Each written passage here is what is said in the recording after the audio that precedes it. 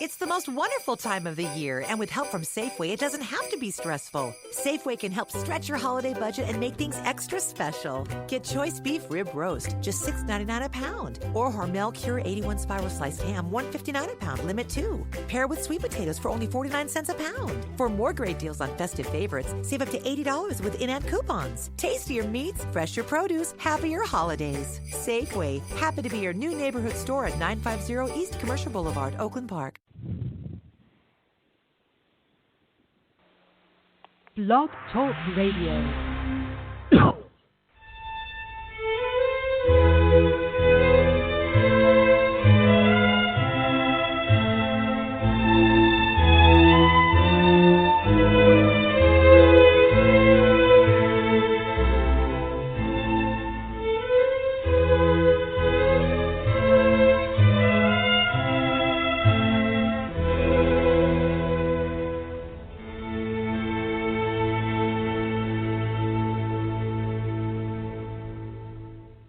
On October 30th, 1990, a young woman by the name of Cynthia Lorraine Ricketts Richardson was executed and dismembered by her husband, Donald Glenn Richardson.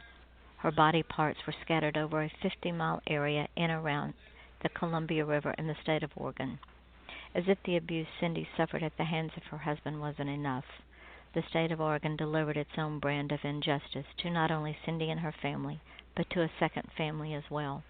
That is, when Donald was released from prison after only a 25-year sentence for his heinous crime against his wife. When Donald was released due to a new law that had been passed by the state legislature, he committed a crime so horrible it should have earned him the death penalty. Sadly, he will be released from prison in 2023. The family has fought for years to keep him in prison even before he was released the first time. This is Cindy's story. This is finally the justice she nor her family ever received at the hands of the criminal justice system in Oregon, from the Attorney General down to the psychiatrist who stated that he was not a danger to others.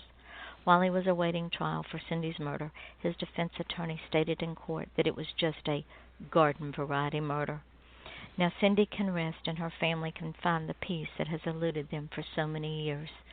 Justice for Cindy by Yvonne Mason, available today on Amazon and Barnes & Noble.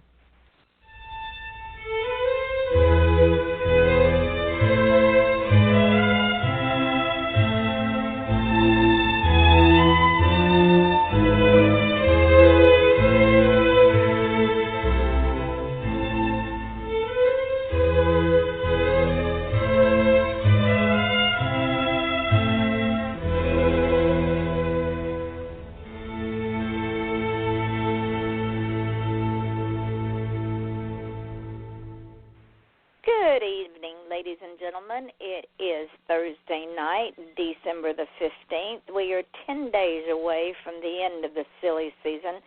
Thank goodness for small favors. This is Off the Chain. I'm your host, Yvonne Mason, and yes, that was a piece of shameless self-advertising. That is my latest release, Justice for Cindy, and when you read it, you will understand why we called it Justice for Cindy.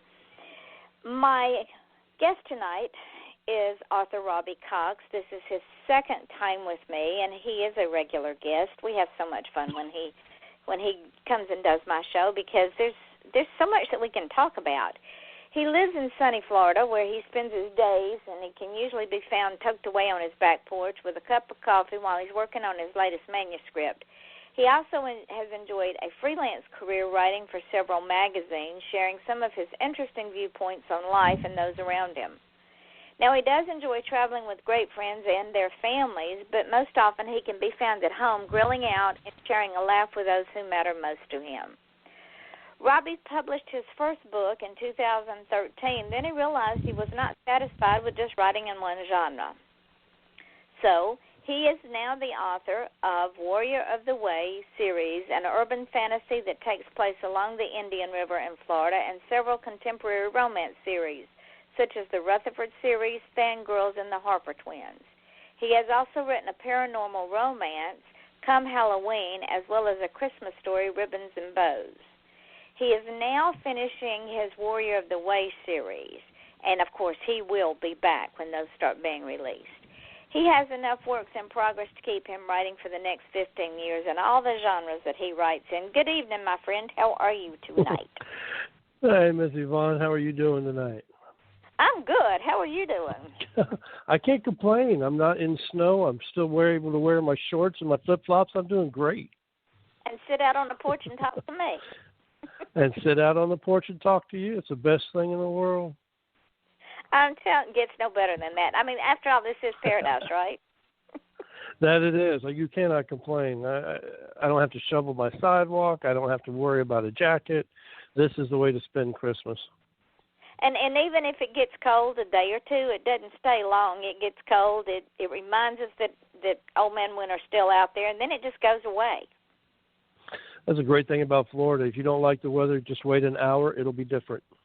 Absolutely. You go from wearing long sleeves to almost naked within an hour's time. Pretty much. If you get away with it, I'm telling you. Well, you've already given us your history. We know why you write, how you write, what you write about. But there were some things that we didn't get to cover in our last show, which I think is very important because we have a lot of new artists out there, musicians as well as authors, who might not understand that it takes everything we have to put a piece of work together, whether it's a piece of artwork, whether it's a piece of music, or whether it's a book. We pour ourselves into that piece of artwork, and when we're done, what usually happens? Yeah. Oh, my goodness. When you're done with that, the real work really begins, to be honest, trying to get it out there. But you're right about pouring everything you have into your writing. If you want your readers or those who are looking at your artwork or those who are listening to your music to be able to feel something, you have to pour those emotions. You have to feel it first and then pour those emotions into your piece of work. But that's really the icing, because that's what we all enjoy doing. It's the after you get your book published that drives almost the rest of us crazy, because that's not our wheelhouse. That's not what we're geared for. We're the creative type, and this is all the heavy lifting. I actually got a series that we're working on for another class called Writing in three parts. It's creative, it's business, and it's marketing. It has three different sides to it. Well done, because most of the indie artists, whether they're musicians or whether they are authors, they don't understand the importance of marketing themselves. Sure, we can all of us can create a piece of artwork.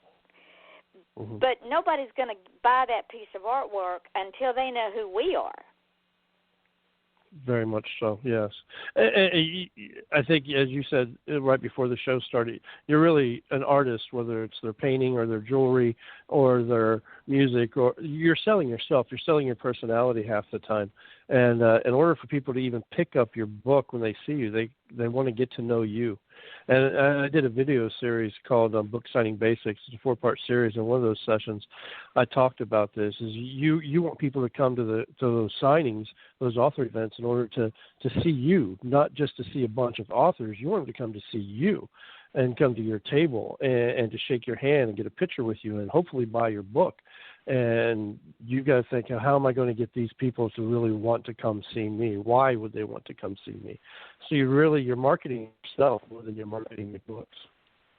And when you finished your first 3 books, Circle of Justice, Reaping the Harvest, and Losing Faith, was it easy for you to put yourself out there, or did you find yourself wanting to just stay in your little comfort zone and not have to go out and face the big bad world?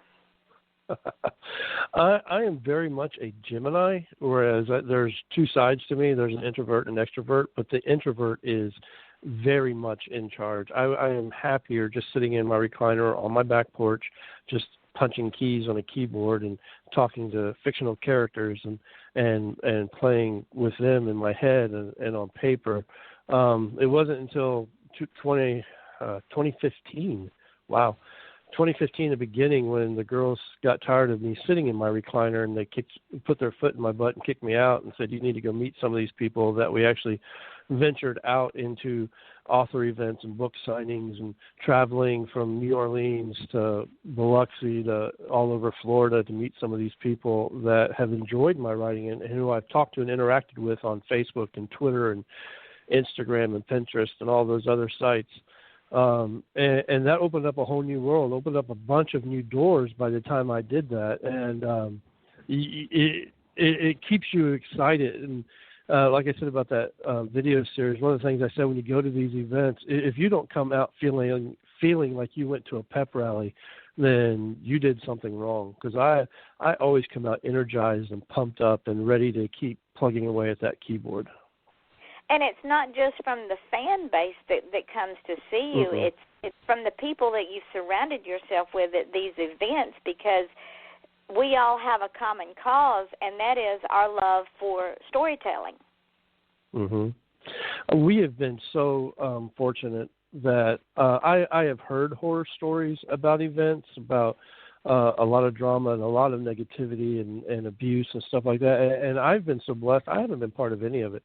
Everybody that we have worked with and have been surrounded by have been some amazing people who, like myself, if one of us succeeds, we all succeed. If they know something that works, they share it with me. And if I know something that works, I share it with them. And we're always pitching ideas back and forth with marketing and keeping records so the IRS doesn't come after us, and networking and teaching lessons and panels and everything else. For Hurricane Matthew, we actually attended Indie Book Fest in Orlando. So we already had our evacuations planned, because we live on the barrier island, so we had to evacuate especially when they thought Matthew was nailing us. So we had this author event going on over there where everybody was trapped. They couldn't go anywhere. And we're all in the 7th floor executive lounge, and it's just one big network fest. Everyone's watching Weather Channel with the news, trying to keep up to date with what's going on with the storm. But everyone's sharing ideas. The swag is being pulled out, and everybody's working on it and talking about it. And it was just fantastic. We met some fantastic people that weekend, and we have at every event. I'll go back to every event I've been to so far. In fact, we could go back to your very first event, which is where you and I met. Very first event, a small hometown Authors for Authors, Meet the Authors event. They actually had Tim Dorsey there, if I remember correctly, to speak to us. And I was scared to death. That was my first event. Had no idea what to do or what to expect. I only had the 2 books, Reaping the Harvest and Losing Faith in print. And I know you and Kelly were on one side and Bruce Buckingham was on the other. And we just had a great time. Yeah, and I learned a lot. Well. You actually helped me great. Yeah, it wasn't a bad first event. I mean, considering nobody and their uncle knew who in the world I was, I did pretty good. I was happy, and because you learn. Well, and the reason that you did well is, and I'm going to take some credit for this because I'm just that self-assured.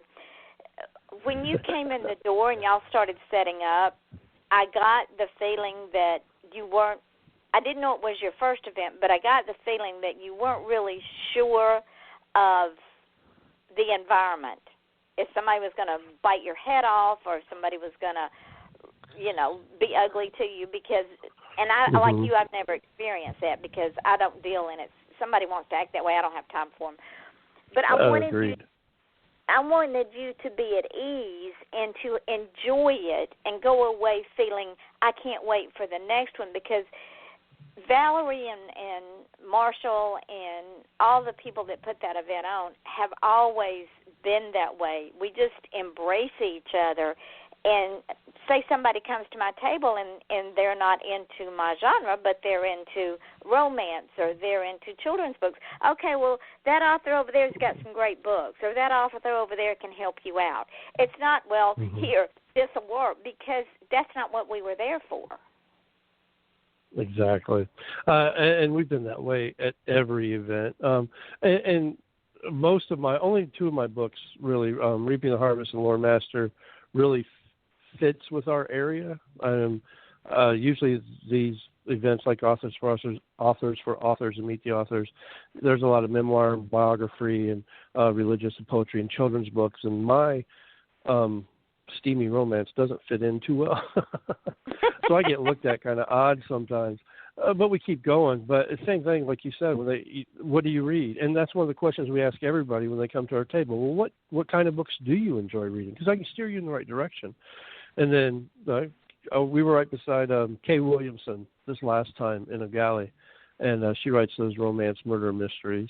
And so I was able to point them to her, sitting right beside me, when they wanted a mystery type book.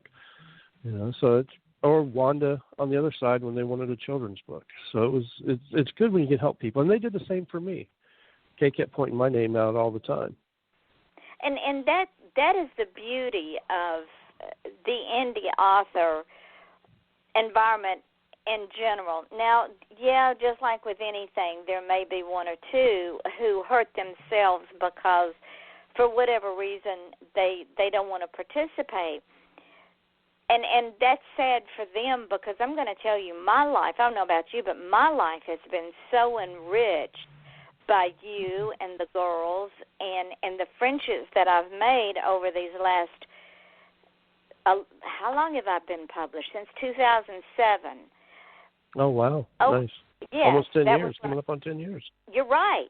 God, time flies. Yeah. But anyway, the friendships that I've made, the lasting friendships that I made, and to be able to do this show, which was a 5-year dream, and bring my friends like you on here over and over again so you can promote your work. And like you said, as you're successful, my success rises, because I am only as successful as I help you to become, and that is very important to me. People have been good to me all these years, and I want to be good to up-and-coming authors, musicians, artists, business people, entrepreneurs, people with a dream.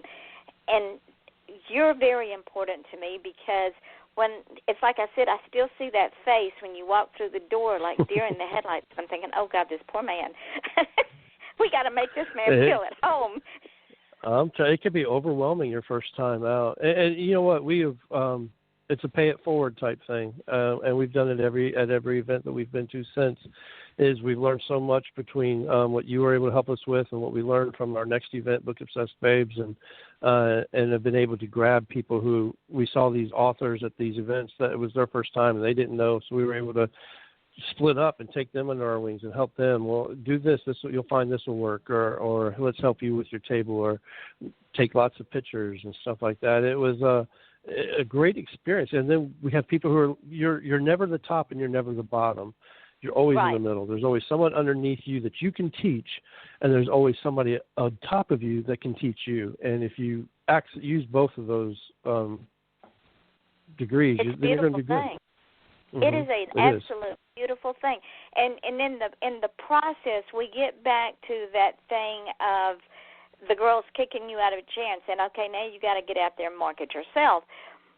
Because as we do that more and more, people know the name Robbie Cox. Oh, yeah, you've got some new books coming out. Oh, yeah, I heard you on that radio show, because I know that when I put the podcast up that you guys take them and run with them, put them on your Facebook page, you put them on your website page. Because like I told you before the show started, this show is now heard all over the world. So y'all are getting it. You're getting exposure that most people would pay thousands and thousands of dollars for it, and I do it because I love you guys. Y'all are wonderful. We've actually go ahead. No, I was finished. Continue with your thought, my friend. No, I say all over the world. It's funny that you even say that. This year, actually, we have sold books in countries that we've never had a foothold in before, and just Denmark and Italy and New Zealand and Australia and stuff like that. We've sold books all over the world now, and to me, it's because of things such as this, Off the Chain and everything else, and the internet, where they get to see us and stuff. Exactly, and people that want to hold. I believe that we only gain wisdom when we give our knowledge away. Because if I know something, it's knowledge to me. I know it. But if I don't share it with someone, it never becomes wisdom. It's just the fact that I know. And it doesn't do me good. I know it. I use it so I can put it on a back shelf. But if I share it with someone, then it becomes wisdom, and it helps that person to grow. Then that person can keep the ball rolling and keep sharing and sharing and sharing. And pretty soon, we've reached around the world twice. Amen, yes. If we look at ourselves as sponges, a sponge can only hold so much. And until the sponge gets wrung out, it can't hold anymore. So we have to constantly wring ourselves out, giving everything that we've learned and what we've gained out to others in order for us to get recharged and gain more stuff ourselves. Very good analogy. I'm going to steal that from you. I love it. Because I've used the expression, he soaks it up like a sponge, but you're right. That sponge will only hold so much before it has to expel whatever it's holding, whether it's water or knowledge or whatever, in order to soak up more. That is an excellent analogy. I love that.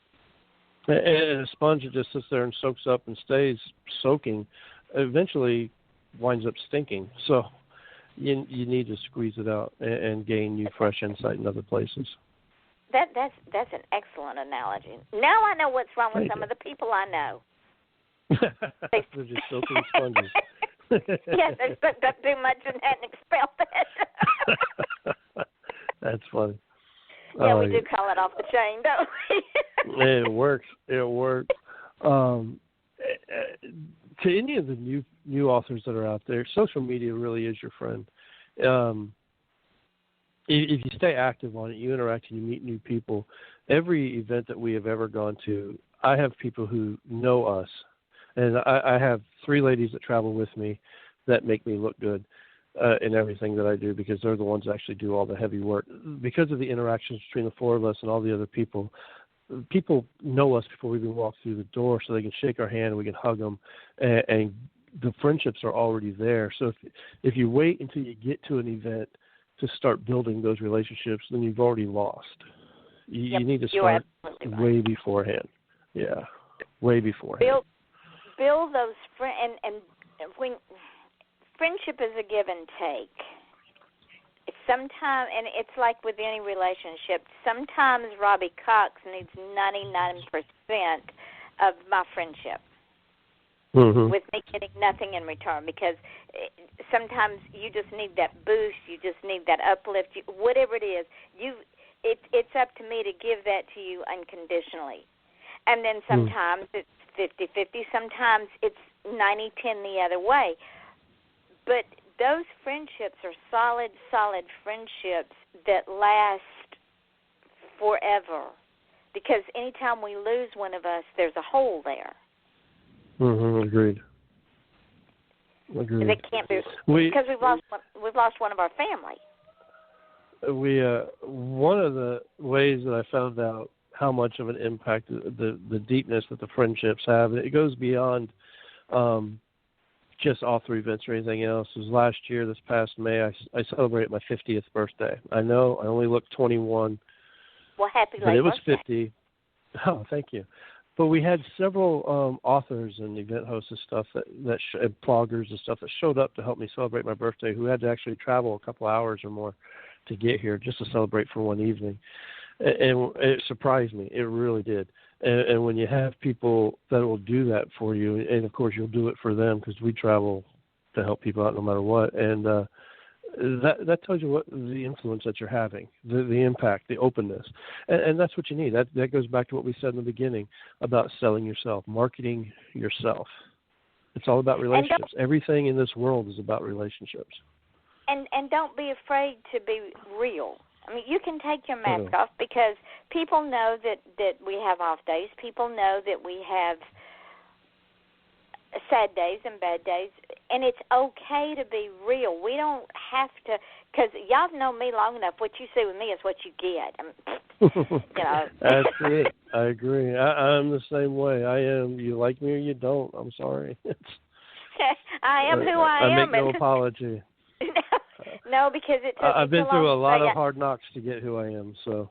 Thank you. And it took me too long to realize I'm okay the way I am. I don't have to be anybody different. I'm comfortable in my skin. You know, if someone... It took me a long time, to be honest with you, to come to that realization. It really did. It took me 42 years, really, to come to the realization that, you know what, I'm tired of wearing this mask. This is who I am, and if they don't like me, they don't like me. If they do, they do. I'll risk it. And I lost a lot of friends when I finally started being who I was. They weren't. They weren't. Because they should accept you no matter what. Right, and you know that they're still wearing masks themselves. And they don't like who they are. Mhm. And what happens when we have to be all things to all people? Say I have to pretend to be Miss Prim and Proper over here with Susie because she's Miss Prim and Proper and she won't like me if I'm not Prim and Proper. But yet over here with Jane, she's kind of wild and crazy, so I can be wild and crazy. What happens is we give so much of the fake us away. There's nothing left. Mhm. I agree with that. And all they have to do is read one of my books to know there's nothing prim and proper about me.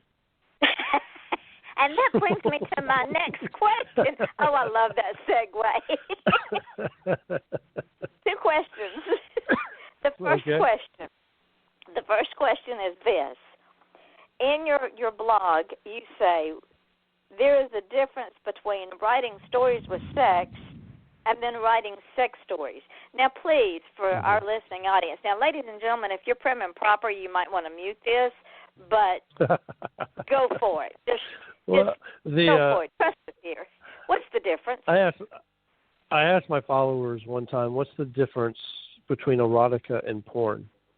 And one guy gave me, I thought was a great definition. He said, erotica is what my wife reads. Porn is what I watch on the YouTube. It's a visual tour. To me, there are stories out there that are sex-driven. The story is the sex. This is what it's about. They just want to get down to the nasty. It doesn't matter about the plot. It doesn't matter about the storyline. Sometimes it doesn't even matter about the characters. It's the act itself that is the story. And there's a market for that. I've seen ladies at some of these events that's what they go for to buy and to read. They love it. And more power to the authors that can promote that. I would find a hard time myself marketing that because, again, I fight that urge about the prim and proper stuff. For me, sex is part of the story. If it is a natural flow and progression of where the story is going or what it is about, then I don't see anything wrong with it, and I can do it easily and read it or write it either way. Like my book, Losing Faith.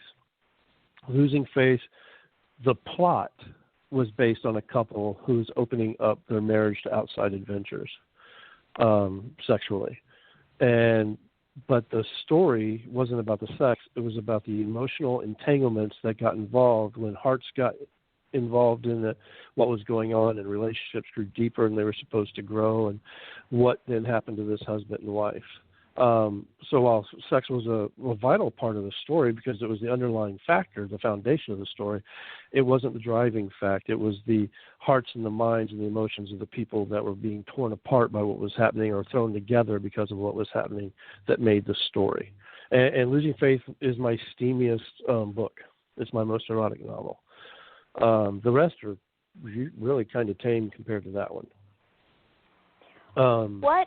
It was funny. We actually had to change the cover for Losing Faith. I don't know if I told you this or not.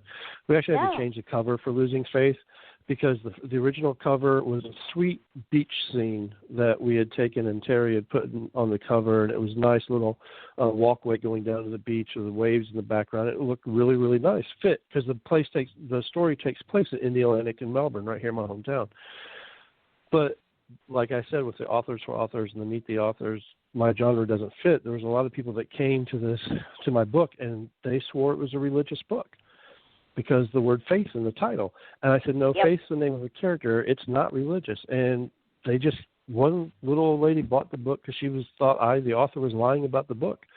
And I said, okay, don't come back to me when you read chapter 3. So we changed the cover. So now the cover is actually of a lady blindfolded eating a chocolate-covered strawberry. And if anybody misinterprets that, they need to get out more. And the thing is, and you know this, book covers sell the book. If a book cover does, just like they thought that it was about a religious faith, because the book cover was innocent. And it was a title. They thought it was innocent. Right. Yeah. And book covers I've seen so many raunchy book covers that even if the story sounded interesting, I wouldn't buy the book because the book cover just turned me right off. I think that's why a lot of people read on ebook now. Nobody knows what they're reading. I think that's actually the main. They can read it in church and not get caught. No. Good Nobody point. would know. That's on the Kindle. And we have a lot of fun. You're right. The covers attract the eye because you have to give them a reason to pick up the book to begin with, and the cover is what's going to do it. And then the blurb on the back has to entice them to open up and look at that first chapter. That's so why it's my a progression. book covers are so boring. Some rampant book covers. You got some good book covers. Yeah, Mad Hatter, I thought was a good cover. Yeah. I love the Mad Hatter. I love the ad. If you need some ads done, sorry, ladies and gentlemen, I'm doing another shameless plug here. If you want some good ads done, some voiceover ads for your books, contact my friend Chris Dunham. He's on my Facebook page, and he does some killer voiceover ads. So his name's Christopher Dunham. Contact him. Anyway. We'll do it. We're free to move about the country again. What was question number 2? The question number 2 is this. I read this in your blog and just about fell out of my chair because, number one, I could see this person asking this question, and number 2, I'm surprised that I haven't been asked this question because of a couple of my books. And the question was, how did you feel when you did that, or did you actually do something like that?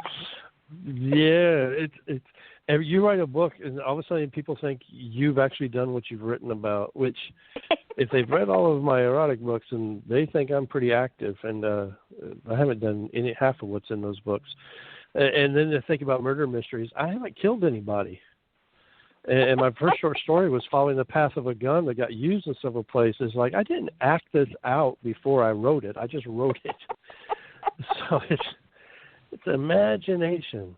But people will believe anything. It's fiction. Look at the internet. They'll believe just about anything. But what is so funny, though, is when I read that, I was thinking about Gerard Schaefer, because he actually wrote his murders in what he said was a fiction book, and he called it killer fiction, but it was actually confession so that he could relive the crimes over and over. And I'm thinking now, oh my gosh. And I'm thinking, okay, Schaefer was asked if he did these things, and he said, oh no, I just have an overactive imagination. But that's pretty wild. So when I read this about you, I'm going, oh my Lord, do they think you would be out of jail if he'd really done that? Yeah, it's funny the way that some people think. It's like, no, it's just a book. I haven't done any of that stuff, but thanks for thinking that I'm capable. If they only knew I don't have that much energy. You're kind of a low-energy kind of person. I'm telling you. Did you miss the part about me not getting out of my recliner? Come on, people. What part of you didn't want to leave your house after you finished the first 3 books? Did you not pay attention? Since that time, it's funny getting out of the house. Since they finally put their foot in my rear and made me get out of the recliner. We bought a van a couple of years ago, about 2.5 years ago. Since we have had it, we've put 75,000 miles on that van, just going to all of these events and all the different adventures and everything else that we have done, traveling. And 80% of that is traveling to meet these readers in other states and other cities and stuff. And to me, that's a big difference from where we were 3 years ago. So that says a lot. It does say a lot. It says a lot for you, and it says a lot for your growth as a person as well as an author, because, like you say, you have two sides to you. And for years and years and years and years, believe it or not, Robbie, I was very shy because I was unsure of myself. And I wouldn't go up and meet people, much less run a radio show. But one day the light bulb went off, and I said, screw this. If I don't make it, because my brother, God love my brother, the one that's mentally challenged. Yes, ladies and gentlemen, we use the word retarded with him, so just get over it. He is one of the most outgoing human beings I've ever met, and he's the one that taught me it's okay to be who you are, because we're all challenged. And it's okay to go up and shake somebody's hands and say, hi, my name is so-and-so, how are you? It's okay. If they turn you down, it's not on you, it's on them. Yeah. And, you know, I've never had, in any of these events, I've never had what I would classify as a bad experience. We've been welcomed. We've been greeted with open arms. I've had my name screamed out by a couple of girls on Bourbon Street in New Orleans, which the girls said made my head 5 times bigger than it usually is anyway. Just the thrill that you get, and it really made me dawn on me one day, why in the world do these people want my signature? You know, you're signing books because they're buying your books, and it's humbling. It really is humbling to know that they love your work enough that they actually want a note from you. And then I've signed so many things. I've signed baby onesies, pieces of wood, canvas, shirts. I'm still waiting on the body part thing to happen, but it's really fun. humbling? You're humbled and excited at the same time. What's really humbling, Robbie, is when you go and you speak to a classroom full of 6th, 7th, and 8th graders, and you're there for like 4 hours, and nobody moves. I mean, you have them wrapped totally around your finger, and they bump into each other, and they juggle around to get in line so you can do, like you say, you sign book bags, you sign note cards, you sign notebooks, you sign shirts, whatever they have, they want you to sign it. And there is nothing greater than to talk to a bunch of children who will be our future. I get asked more times, people, how do you get started? I want to write. How do I get started? Or what do I do? And it's fun to sit down and talk to somebody about their dreams, because that's where we all were a few years ago. And it's like, this is what I would do if I was you, and start doing it and just write. You know, don't just talk about wanting to be a writer. Write. And never publish your first stuff. Oh my gosh, never publish your first stuff. What we need to do is, after the first of the year, maybe April or so, let's do a show on creative writing. Sounds good. And that will give people pause to think about, I can do this, because you and I both have been in the same place. You wrote articles, you freelanced for a living. I did enough jobs I could write a book about all the jobs I did, but I've always written.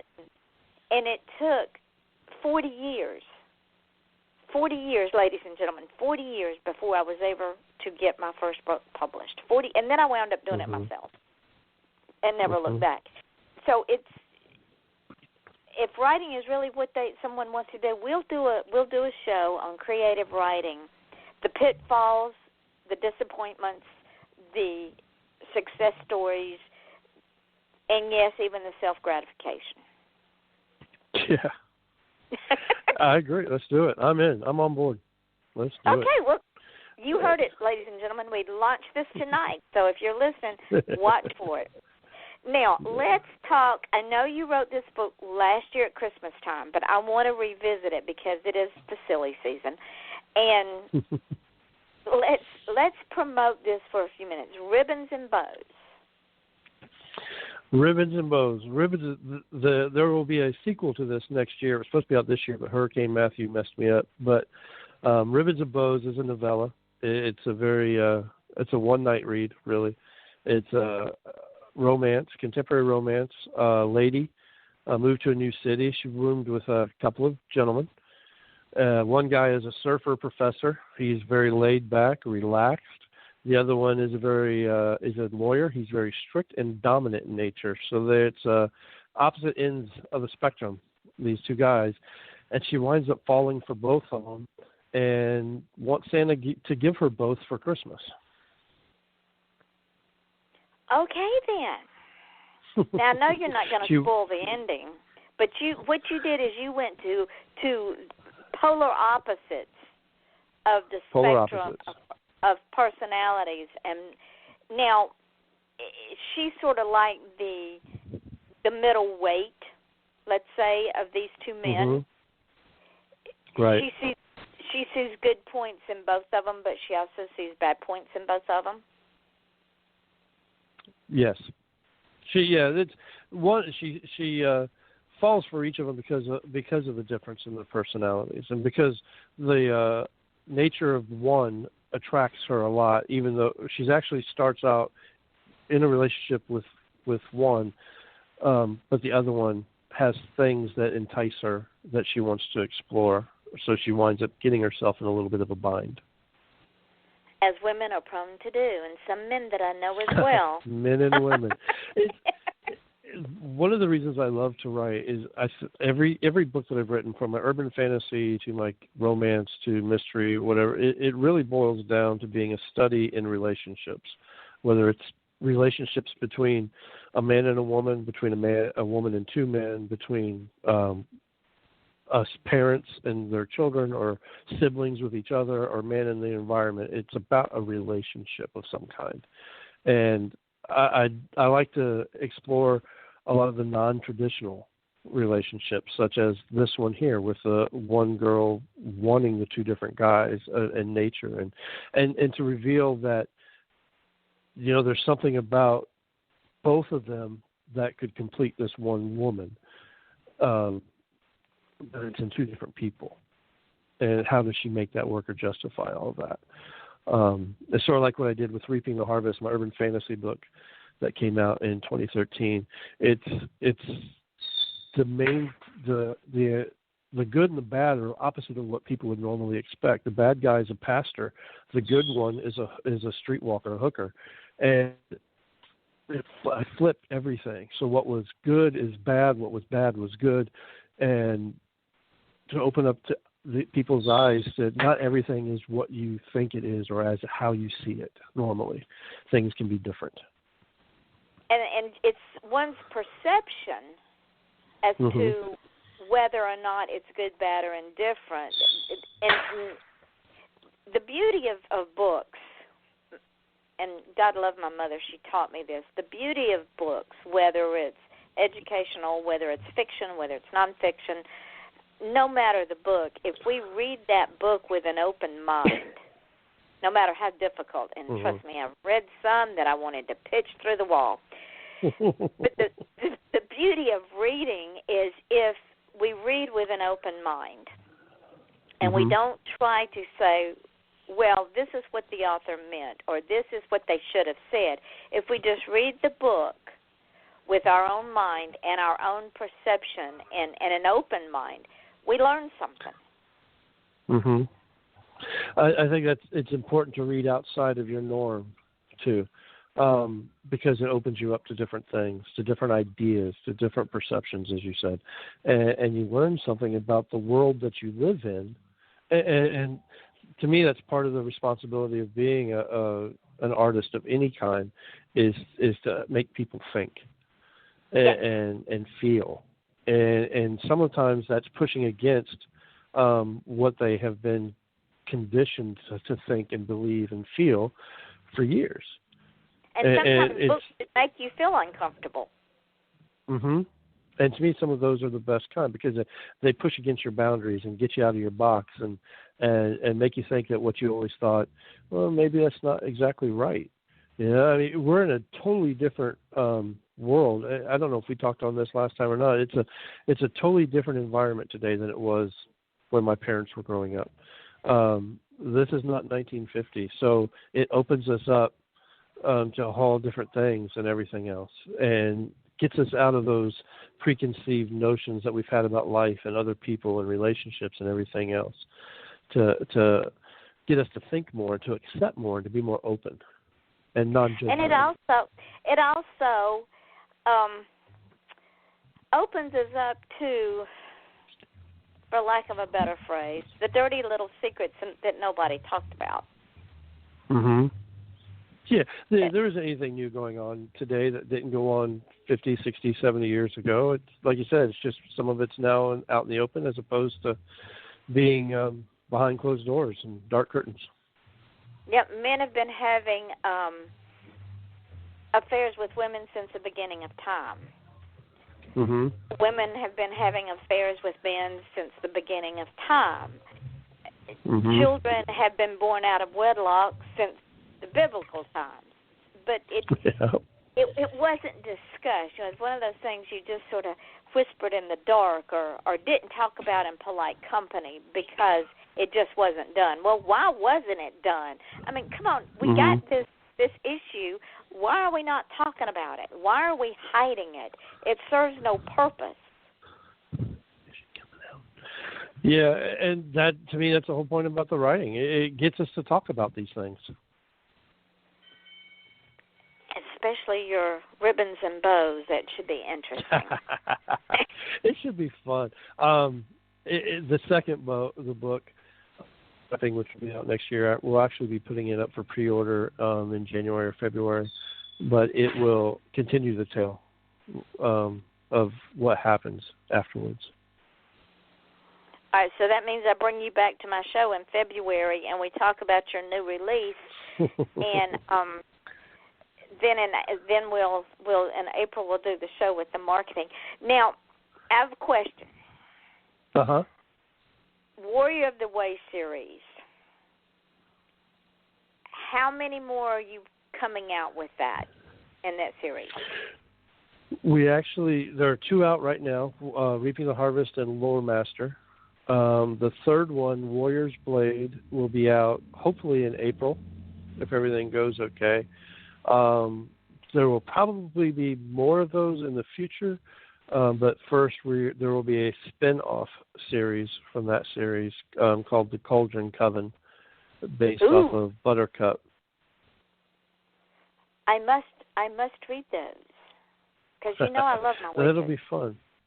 Well, witches actually come to life and come to be part of the team in Lore Master. Oh, I must. Ladies and gentlemen, if you're into witches and all that good stuff, yeah, you got to read Robbie's books. Trust me, you won't put them down. And then I fuss at him because I'm not getting anything done but reading your books. That's just wrong. Well, the urban fantasy is fun. The elves and to dig into myth and folklore and pull out some of these creatures that don't get talked about a lot and play with them. It's just fun to explore those worlds and twist them to fit today a little bit, modernize them to a degree. And again, what you're doing is you're teaching about old-time folklore in a modern era and opening up people's minds. I think you and I live in the greatest era, because I was born in the 50s. I was born in 51, and so I was a post-war baby. And it was only when rock and roll and the Beatles and Elvis and all of those people started coming to the forefront, then the 60s happened. And all of a sudden, there's all of this information. We're just bombarded with information. And I think that you and I are a product of that generation, and we get to put out some of the best work out there. When we're long gone, people are going to say, you know what, this was some of the best work because we have explored things people never would have thought about exploring years ago. Agreed. I'll agree with that. There's a lot to explore and open ourselves up to. And I think the danger, you said a whole lot of information. I think the danger for today and today's generation is there's too much false information that's out there that people are grabbing a hold of it and running with. And they're so quick to believe everything that they read just because they read it on the internet or because somebody puts a fancy website attached to it or something else. We grew up with the card catalogs. We were used to doing our research and digging through magazines and microfilm and microfiche and all this other stuff that we had to go through in order to get a new essay written for school. We're used to doing that type of research. Nowadays, Wikipedia and Google and half the stuff that they find isn't true or accurate, and people can change it, and they don't know how to do the research, I think, and I think it makes them, it causes them to hurt in their education and knowledge to a degree. I found that out when I was doing the first true crime silent screen. My husband worked that case, so I had the facts. I also had the other investigators that worked the crime, so I had the facts at hand. But when I went on the internet and started looking, I would look at my husband and I'd say, "This isn't what you told me." He'd say, "Mom, that didn't happen that way."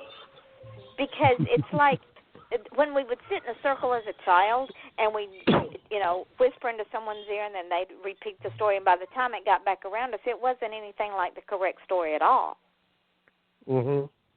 Agreed.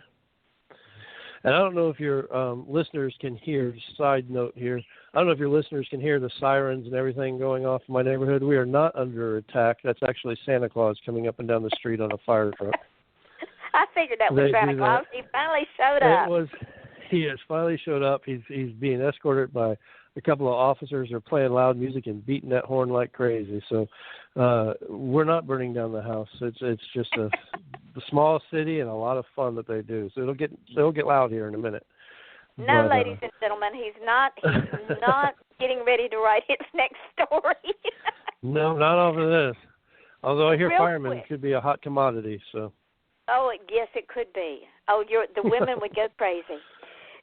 Real quick, let's talk about. There's going to be an event in June up in Cocoa at my favorite Space hotel. Coast Book Lovers. Yes. Love that. Space Coast Book Been Lovers. to that hotel. Love it. They've actually Been there done many some times. great renovations recently, doing some awesome things to it. International Palms Resort.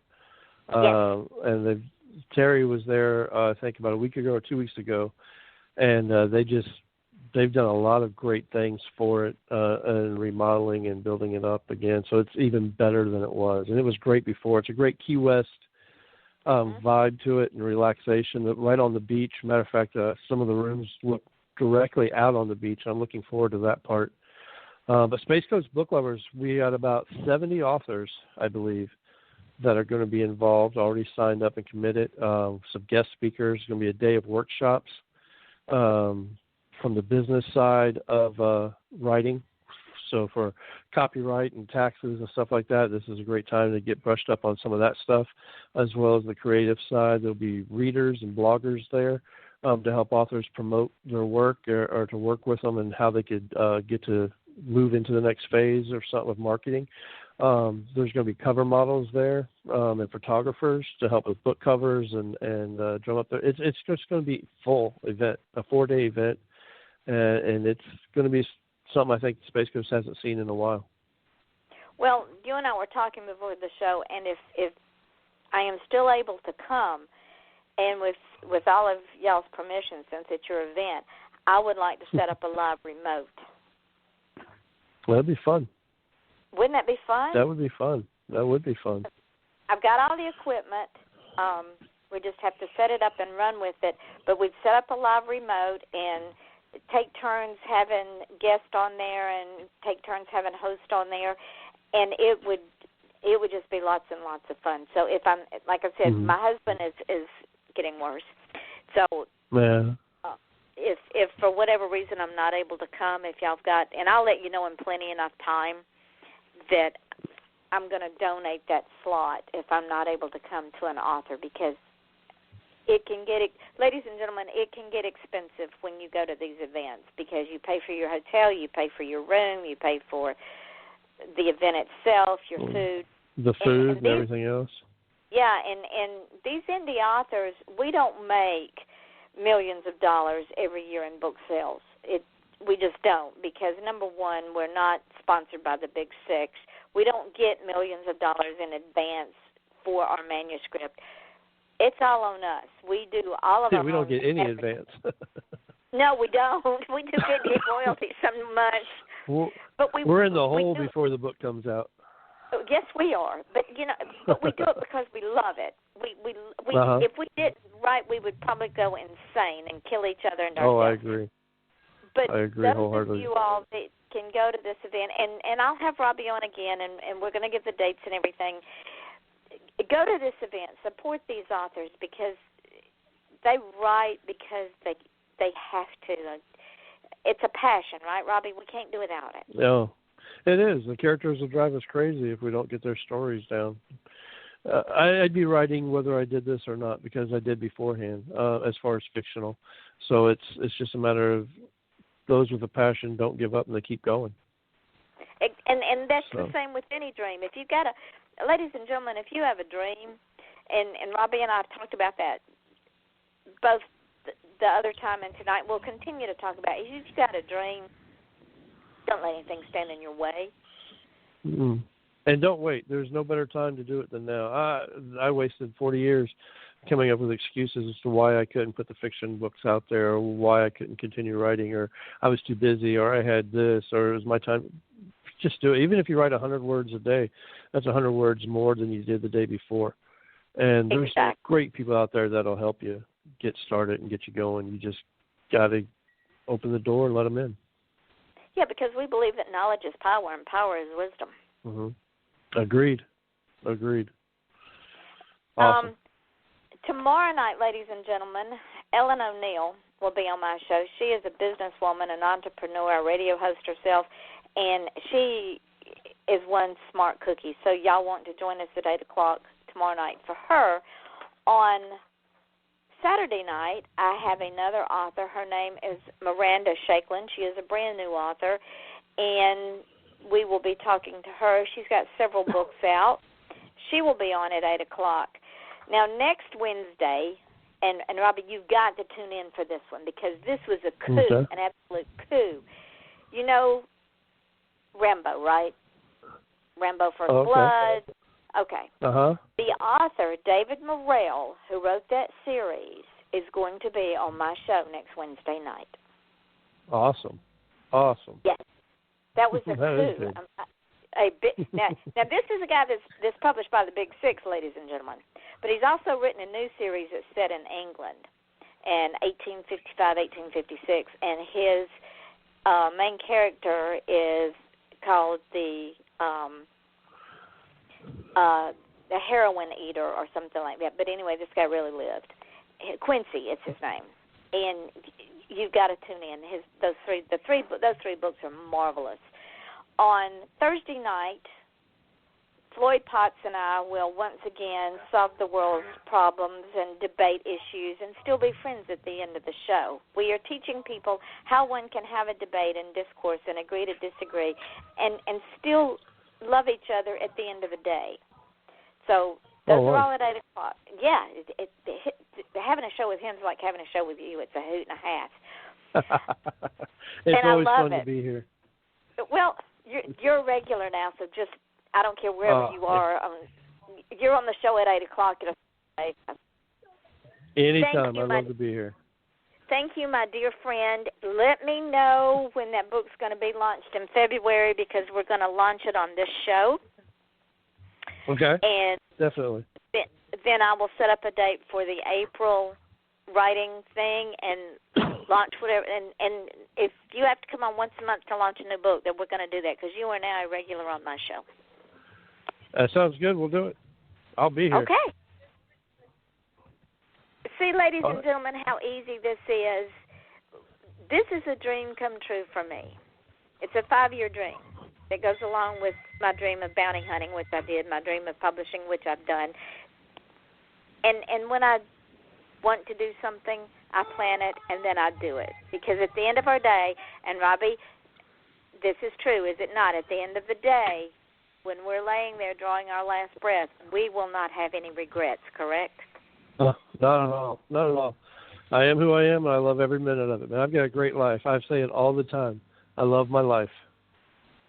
There you have it, ladies and gentlemen. Don't forget, tomorrow night at 8 o'clock, Ellen O'Neill. And as I say at the end of every show, love yourself, like yourself, live your life, live your dream. Off the chain, this is Yvonne Mason, and we'll see you tomorrow night. Robbie, hang with us a second. All right. And the fire engine went by just at the end of the show again. I love it. They did. They're right in front of my house right now. It got loud. Thank you, my dear. The show's going to go into archives. When it does, I'm going to put the link up. I'll tag you in it, and then I'll put the other podcasts up and put them on the page and tag you in that too. Put it on your web page, and go now and enjoy the firemen and the police at your home. Well, thank you, Yvonne. I had a great time, as always. Thank you very much. All right, and let me know so we can launch your book in February. Okay, we'll do it. All right, sweetheart. Good night. Well, good night. Bye. Bye-bye. Bye-bye.